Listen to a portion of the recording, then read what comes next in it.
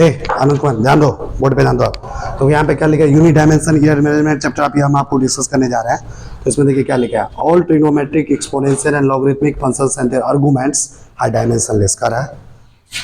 जितने भी trigonometric function है, ट्रिग्नोमेट्री पढ़ा होगा 10वीं क्लास में भी, sine theta, cos theta, tan theta, cosec theta, sec theta, cot theta, ये सारे के सारे डायमेंशनलेस होते हैं। डायमेंशनलेस, डायमेंशनलेस मतलब इसका डायमेंशन नहीं होता है, इसका डायमेंशन, ट्रिग्नोमेट्रिक फंक्शन डायमेंशनलेस है मतलब इसका डायमेंशन क्या, साइन थीटा का कोई डायमेंशन होगा, कॉस थीटा का डायमेंशन होगा, टेन थीटा का, तो साइन थीटा हो या कॉस हो, टेन हो, कोसेक हो, सेक हो, कॉट हो, उसके डायमेंशन क्या लिखेंगे, m0, l0, t0, क्योंकि m के पावर भी जीरो, l के पावर भी जीरो, t के पावर भी, ऐसे क्वांटिटी को होते हैं डायमेंशनलेस। उसी पर एक्सपोनेंशियल, एक्सपोनेंशियल फंक्शन जैसे फिजिक्स में पढ़ाया होगा, e to the power x, math में ही पढ़ा जाएगा, पावर x, इसको एक्सपोनेंशियल फंक्शन बोलते हैं, जहाँ पे e का मान होता है 2.78, तो ये भी क्या होता है, डायमेंशनलेस, इसका भी डायमेंशन नहीं होता।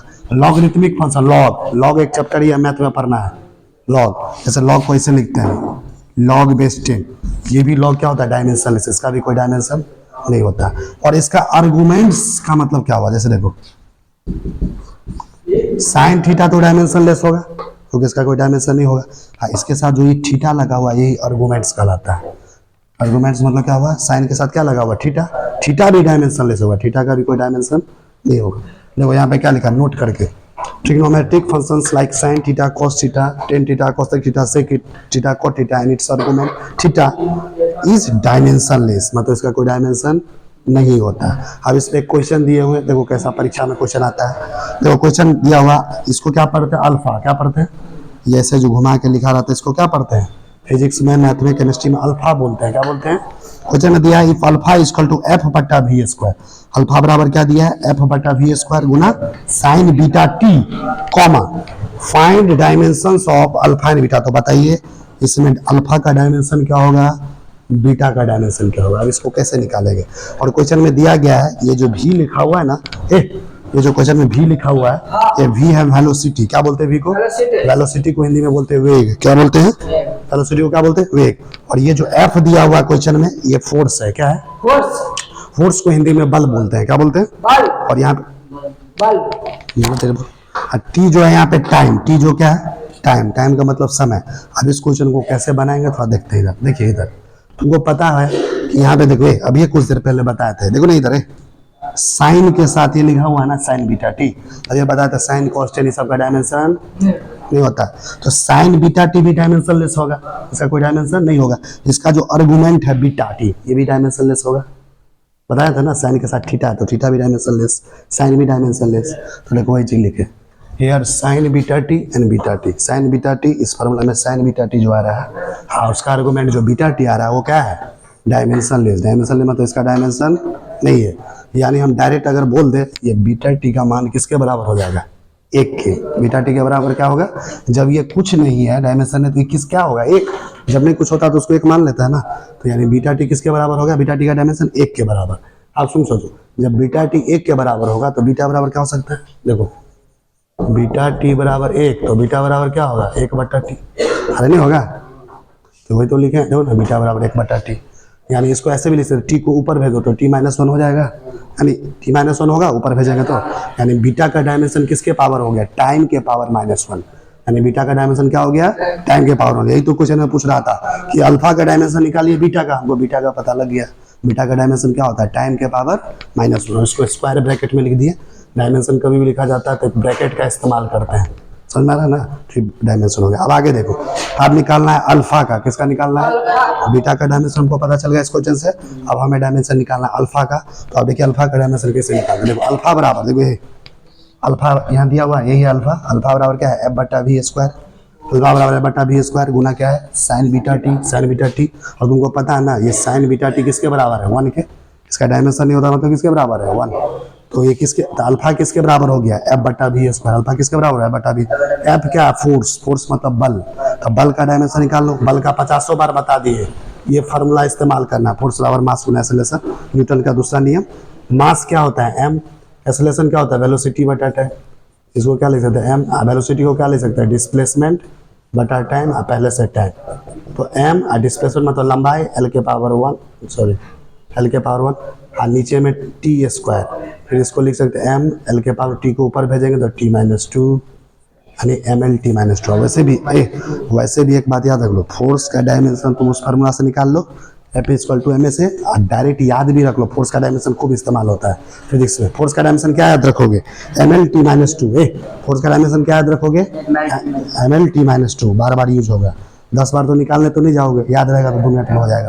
तो देखो एफ के जगह क्या लिख दिया, M L T minus two लिख दिया, और नीचे में क्या लिखा, वी मतलब वेलोसिटी, वेग का स्क्वायर। अब वेलोसिटी का डायमेंशन निकालना तो तुमको बचपन से पढ़ाया गया 9वीं क्लास से। देखो वेलोसिटी जिसको वेग बोलते हैं वो क्या होता है, विस्थापन बट्टा समय। क्या होता है, वेग बराबर क्या होता है, विस्थापन बट्टा समय, डिस्प्लेसमेंट बट्टा टाइम। डिस्प्लेसमेंट क्या है, लंबाई, टाइम क्या है, टी को ऊपर भेजो तो टी को ऊपर भेजेंगे तो क्या होगा, एल टी माइनस 1। अभी का ये भी हो गया, अभी का स्क्वायर है ना, इसको स्क्वायर कर देंगे तो एल का स्क्वायर क्या होगा, एल स्क्वायर, टी माइनस 1 का स्क्वायर क्या होगा, टी माइनस 2 हो गया।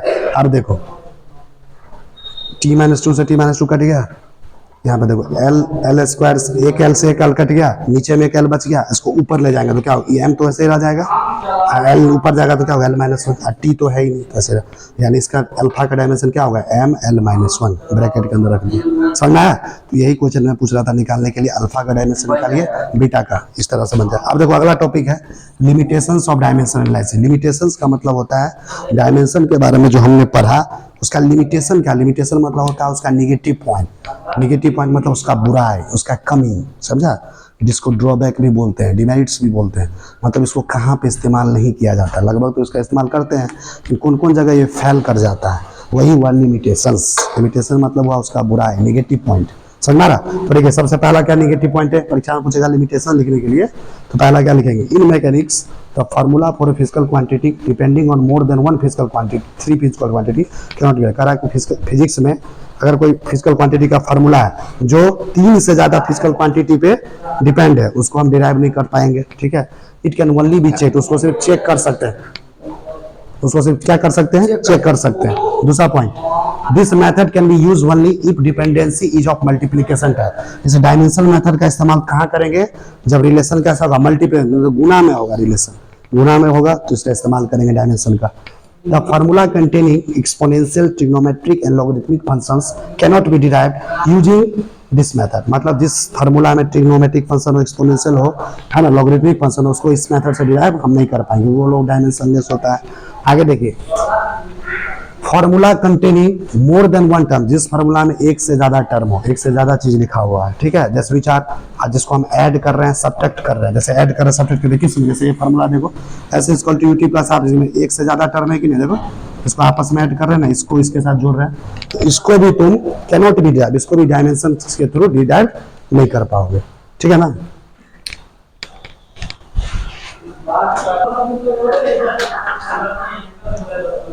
देखिए इधर लिमिटेशंस में देखिए तीसरा पॉइंट क्या है, इसका बुराई क्या है, डायमेंशंस का तीसरा बुराई निगेटिव पॉइंट क्या है, the relation derived from this method gives no information about the dimensionless constant. इस मेथड से जो रिलेशन आएगा, जो भी संबंध फार्मूला में आता है, वो कभी भी डायमेंशनलेस कांस्टेंट के बारे में कोई जानकारी नहीं देता। मतलब जिस कांस्टेंट का डायमेंशन नहीं है उसका कोई जानकारी ही नहीं देता है। चौथा, डायमेंशंस आर गिवन, मान लो किसी क्वेश्चन में डायमेंशन दिया हुआ है, फिजिकल क्वांटिटी में not be unique as many physical quantities have the same dimension. कोई भी फिजिकल क्वांटिटी का तुम पता नहीं लगा सकते हो कि डायमेंशन दिया हो तो किस फिजिकल क्वांटिटी का डायमेंशन होगा जो दिया हुआ है, क्योंकि बहुत सारे ऐसे भी फिजिकल क्वांटिटी तुमको बताएंगे जिसका डायमेंशन आपस में एक जैसा होता है। जैसे वर्क, एनर्जी, सबका डायमेंशन क्या होता है, एल स्क्वायर टी माइनस 2। समझ में ऐसे बोलते हैं, बताएंगे आगे। तो इस वजह से यहाँ फेल हो जाता है। लास्ट नंबर देखो, it gives no information whether a physical quantity scalar और वेक्टर। कौन सा फिजिकल क्वांटिटी अदिश राशि है और कौन सा फिजिकल क्वांटिटी सदिश राशि है, उसके बारे में भी कोई जानकारी ये नहीं देता है डायमेंशन। ठीक है, अब देखिए आज का जो यूनिट डायमेंशन चैप्टर है, उसके बाद जितना तक हमने आपको आज पढ़ाया है, आप घर से जाके उसको बढ़िया से पढ़ के आइएगा। कल के क्लास में जो अभी इस पे क्वेश्चंस बनवाएंगे, परीक्षा में एग्जाम में किस तरह का क्वेश्चंस आता है, 4 से 5 क्वेश्चन अलग अलग टाइप का आपको डिस्कस किया जाएगा। उसके बाद जो नया टॉपिक इस चैप्टर में होगा वो आपको स्टार्ट किया जाएगा, फिर चैप्टर आगे चलेगा। तो चलिए आज का वीडियो लेक्चर आपको कैसा लगा, ये वीडियो अच्छा लगा तो इस वीडियो को लाइक कीजिए, लोगों को भी शेयर कीजिए।